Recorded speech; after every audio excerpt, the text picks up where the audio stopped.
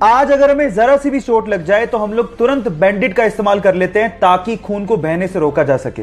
लेकिन क्या आपको पता है कि बैंडेड के इन्वेंशन से पहले यह काम कैसे होता था? मैं आपको बताता हूं। पुराने जमाने में खून के थक्के को जमाने के लिए या फिर खून के बहाव को रोकने के लिए मकड़ी के जाले का इस्तेमाल होता था। जी हां गाइस, क्योंकि मकड़ी के जाले में विटामिन के होता है तो वो खून के थक्के को जमाने में मदद करती है।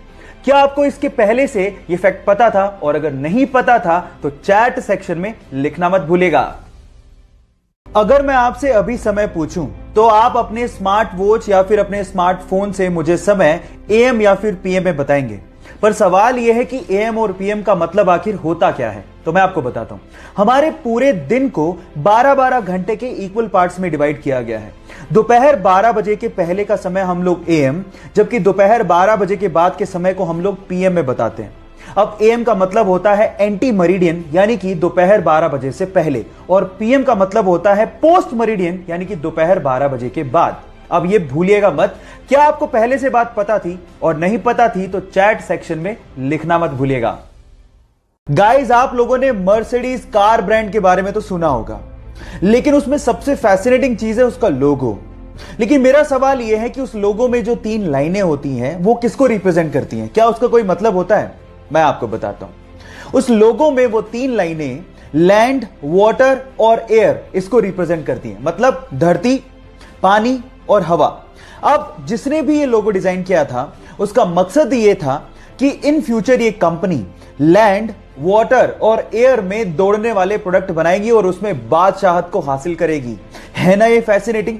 क्या इसके पहले तक ये फैक्ट आपको पता था? और नहीं पता था तो चैट सेक्शन में लिखना मत भूलिएगा। हमारी अर्थ का एकमात्र नेचुरल सैटेलाइट यानी कि प्राकृतिक उपग्रह है चंद्रमा। अब उसके बारे में एक इंटरेस्टिंग फैक्ट बताता हूं।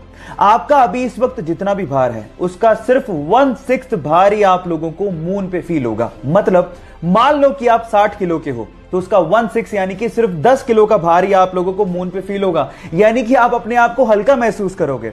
और यह होता है ग्रेविटेशन की कमी की वजह से। और अगर मान लो आपको अपना भार कम करना है तो जिम जाने की बजाय आप चंद्रमा पे चले जाओ, वो ज्यादा अच्छा है। Just kidding. ये आपको पता था या नहीं पता था? चैट सेक्शन में लिखना मत भूलिएगा। गाइस, ये तो आपको पता ही है कि प्लेन्स बहुत ज्यादा भारी होते हैं। इनफैक्ट बोइंग 737 तो 80,000 केजी का होता है, और जब वो लैंड करते हैं तो उनकी स्पीड 250 से 300 किलोमीटर पर आवर होती है। पर आपने क्या कभी इमेजिन किया है कि इतनी स्पीड और इतने भार के साथ जब वो लैंड करते हैं तो उनके टायर्स कभी फटते क्यों नहीं है? मैं आपको बताता हूं।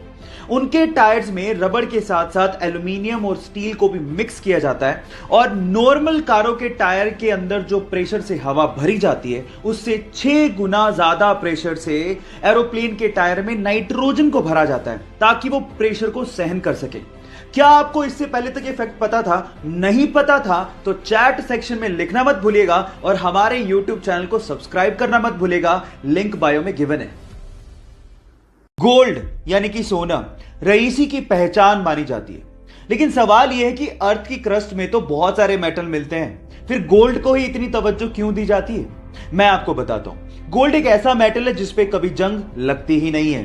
एक्चुअली जब भी कोई मेटल ऑक्सीजन और मॉइस्चर के कांटेक्ट में आता है तो उस पर जंग लगनी शुरू हो जाती है, जैसे कि लोहे का ब्राउन हो जाना, चांदी का काली हो जाना, कॉपर का ग्रीन हो जाना। ये सब कोरोजन यानी कि जंग लगने की वजह से ही होता है। लेकिन गोल्ड एक अनरिएक्टिव मेटल है जो ऑक्सीजन और मॉइस्चर के साथ रिएक्ट करता ही नहीं है। इसीलिए अर्थ की क्रस्ट से जब सोने को निकाला जाता है तो उसे प्रोसेस करने तक की जरूरत नहीं पड़ती, क्योंकि वो प्योर फॉर्म में ही पाया जाता है।